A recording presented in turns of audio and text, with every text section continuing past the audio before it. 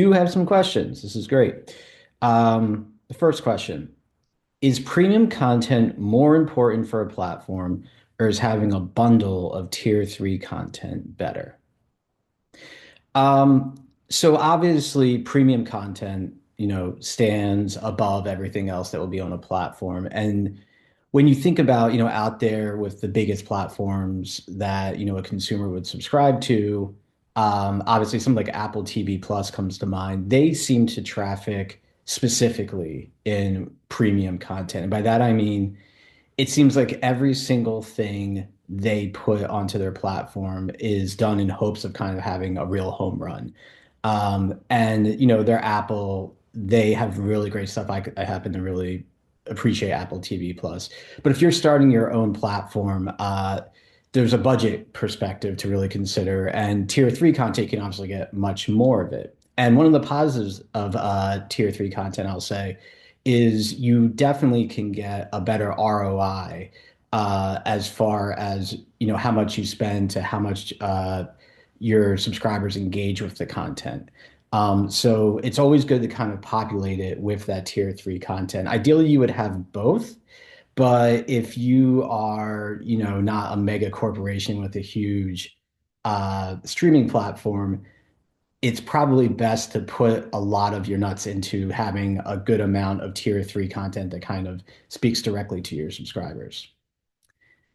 Next question, which kind of goes into this one pretty good. Should a platform within a certain genre, such as a faith-based platform, have alternatives to their programming outside of that genre? So I guess to put differently with this question, I guess if you have a faith-based platform, should you also have other content to support it that may not be faith-based? And I think that is exactly the answer.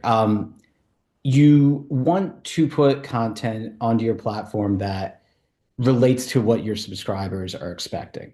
So if you have a faith-based platform, you definitely don't want to have any, violent horror movies, as an example, populating the platform. But to kind of give it a little bit more of an apron to, view content with, you may want to expand past, religious content, and you might want to have, something like a PG rated rom-com that like, is very family friendly, and really kind of, speaks to the audience in the same way. And I think if you're looking at all other things, such as on the flip side, a horror centric platform, you may be okay kind of experimenting with sci-fi to kind of give you a little bit more of a variety of programming. And so, and again, the benefits with all rights is that you can swap out your programming every month. So you can test out if the theory I'm saying right here actually is a valuable one. So, you have a horror platform, try some sci-fi. If you get engagement, great. If you get subscribers not watching and saying, why'd you put that sci-fi stuff onto my horror platform? Then you can stop it. But my feeling is genres that are adjacent and maybe link into the audience that you're servicing are actually good ideas when you're doing running your platform. Okay, if you are starting a platform and have a limited budget, should you rely on tier three content or premium content?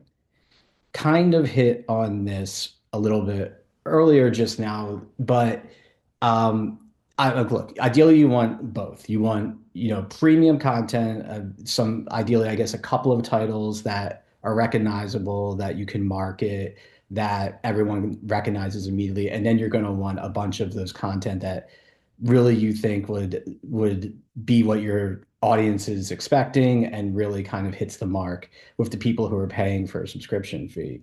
But if I had to choose one or the other, again, if you are on a limited budget, by definition, you kind of want to make sure you have more and more movies on your platform, because a lot of times what you're selling is you're selling the experience of watching the platform, but you're also selling the emotion of, okay, I now subscribe to a faith-based platform, and if I ever just want to explore all sorts of faith-based programming, I've got options. I've got this platform I subscribe to, and there's 200, 300, 400 movies on this platform. Same with horror. If you're a horror fan, you're going to want just access to all of those different types of content on the platform. So again, ROI will likely be greater with tier three content. And, that's why I kind of, if I'm choosing one or the other, go with the tier three content. But again, premium content is always great.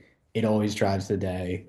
And this really is something that we're talking about when you're with a working with a limited budget, and just starting your platform.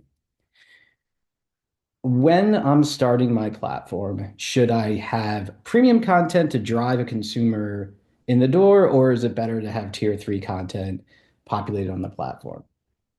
So the key element of this question, I guess, is if I'm starting the platform, meaning you're launching it. Um,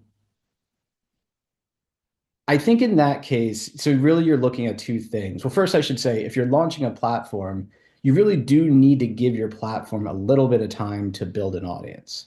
Unless you're really coming forward with an aggressive marketing budget and somehow built-in awareness, however that's done, whether via celebrity or you just really are a presence in that space, like such as if a major professional athlete launched their own streaming sports-related platform, you're really gonna have to take time to build your audience. And in that case, I definitely would start with tier three with a plan to get in some premium content a few months down the road. Again, though, if you're coming in, there's awareness built in, you actually are going to likely want to launch your platform with a really big piece of premium content, something that ideally a consumer couldn't get anywhere else. Again, with that, there is a huge cost associated with that. But I guess if you have the awareness of your platform before starting it, you maybe do have the budget to service that. All right. Is that it? Great. Thanks, everyone.